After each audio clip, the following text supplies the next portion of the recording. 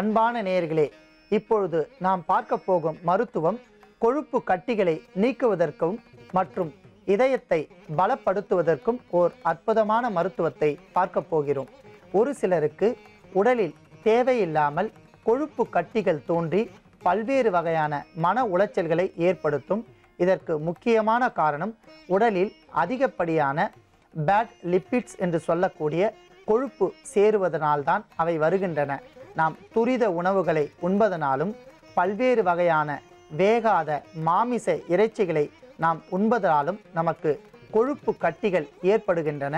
இந்த கொழுப்பு கட்டிகள் ஒரு சிலருக்கு கால் பகுதி மற்றும் ஒரு சிலருக்கு முதுகு தண்டுவட பகுதியில் சிறு கொப்பளங்கள் அளவில் கொழுப்பு கட்டிகள் ஏற்பட்டு அவை நாளடைவில் அறுவை சிகிச்சை செய்யக்கூடிய அளவில் வளர்ந்துவிடும்.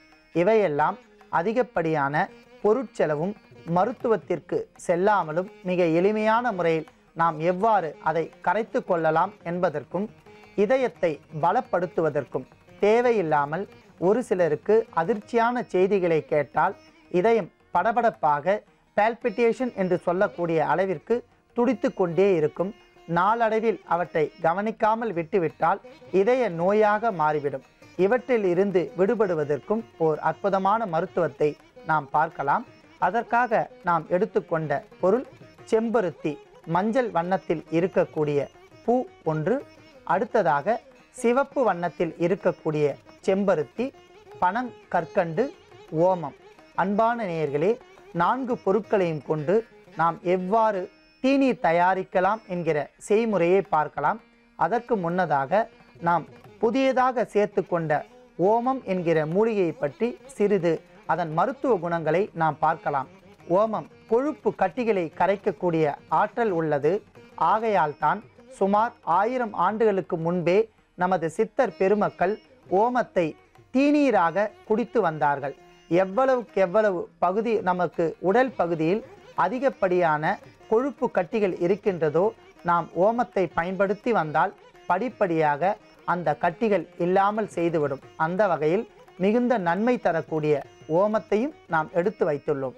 அன்பான நேயர்களே, தீநீர் தயாரிப்பதற்காக 200 மில்லி அளவிற்கு தண்ணீரை நாம் நன்றாக காய்ச்ச வேண்டும்.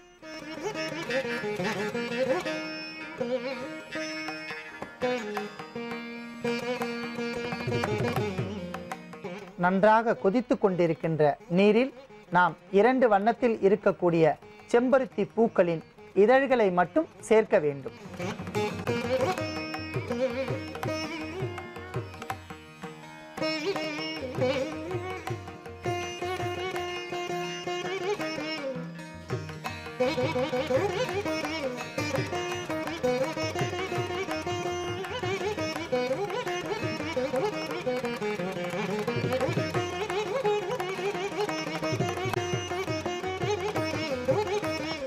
அடுத்ததாக ஓமம் அரை தேக்கரண்டி,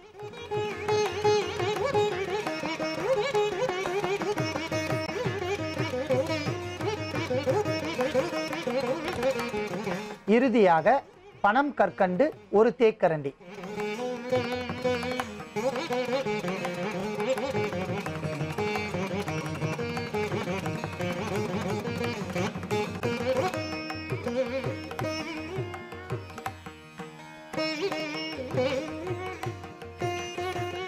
அன்பான நேயர்களே, செம்பருத்தி பூவினுடைய தீநீர் நமக்கு தயாராகிவிட்டது.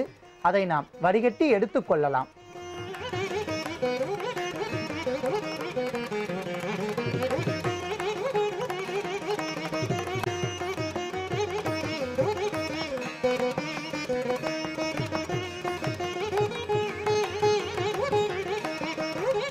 அன்பான நேயர்களே, இதய பகுதியில் படபடப்பு என்று சொல்லக்கூடிய நோய் உடையவர்களும் உடலில் இரத்த கொழுப்பு கட்டிகள் உடையவர்களும் இந்த தீநீரை காலை வேளையில் உணவு சாப்பிட்டுவிட்ட பிறகு சுமார் 10 மணி அளவில் 50 மில்லி அளவிற்கு 6 நாட்கள் தொடர்ந்து குடித்து வந்தால் படிப்படியாக கொழுப்பு கட்டிகள் கரைந்து கொண்டே வரும்.